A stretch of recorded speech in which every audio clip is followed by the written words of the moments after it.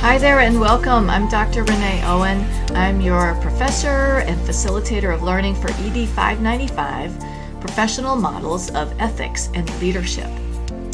I'm here to give you a little tour of the course, help you know what to expect. You could think of this as a visual syllabus tour. Here we go. There are 3 course themes for ED 595. The first is Know Thyself. You're going to take many personal inventories in this course and surveys that will help you engage in self-reflection for personal growth so you can develop your leadership identity. The second theme is Communicate with Others. You're going to learn how to communicate more ethically and more equitably with others. You are going to develop some conflict management skills, greater empathy, and learn conflict resolution strategies. Effective leaders demonstrate a shared leadership style. They gain advice from others and listen to the needs of followers. The third theme is human and organizational development. How do we become more ethical and more complex? And how do we lead others to do this? How do we lead an entire organization to higher levels of development? With more complexity, we see there are no hardline wrongs or rights, but we can see others' perspectives and mental models better. The goals or course objectives for ED 595 are the following. You will be able to identify, evaluate, and apply the values and the ethical frameworks of decision-making and leadership in contemporary contexts. That's Course Learning Objective 1. Course Learning Objective 2 is you will be able to analyze and practice leadership styles and communication through an ethical lens. It's important to note there are many different leadership styles.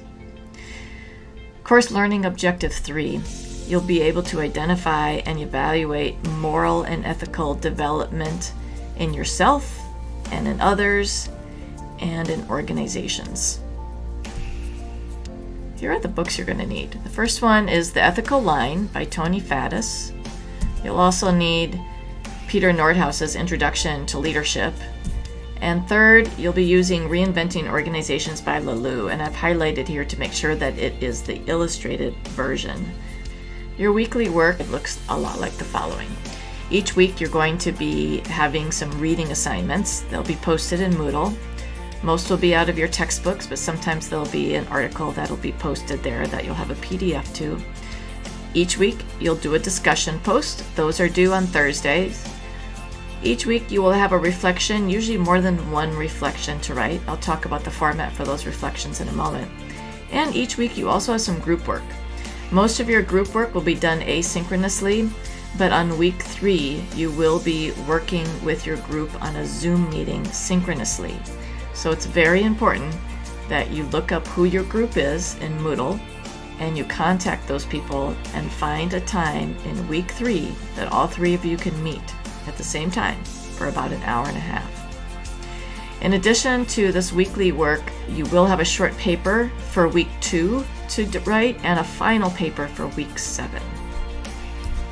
And I just talked about group work a little bit. So again, make sure that you're getting in contact with your group. You'll find those people in Moodle and that you are arranging a time to meet during week 3. I said that I would let you know some information about your weekly reflections. Some of you have had a class with me before and you're familiar with the ORID reflection method. In Moodle, you will find a little video on how to write an ORID reflection. I use the ORID reflection as a way to make sure that you're hitting all the most important points each time you write a reflection, and I'll let you learn more about that from the video. And finally, here is a suggested flow for how to work each week. Each week you really want to have your reading completed before the week starts if possible. So class starts on April 3rd. Ideally you have the first week's reading assignments completed by April 3rd. And then Tuesday and Wednesday, that gives you time to work on your assignments. And Thursday you would post your discussion. And then Friday and Saturday might be the days that you complete group work, especially since you need to see what other people in your group post. You'll be responding to them. If you are arranging your meeting for Group 3. An ideal time or day of that week would be to meet on Friday or Saturday to do your group work, if that's possible. And then on Sunday is when most of your work is going to be due. Your reflections are due on Sunday. Your discussion responses, where you respond to usually 2 other peers, are due. And that short paper and your final paper are due on Sunday. I'm excited to have you in this class, and I'm looking forward to getting to know you better as a leader.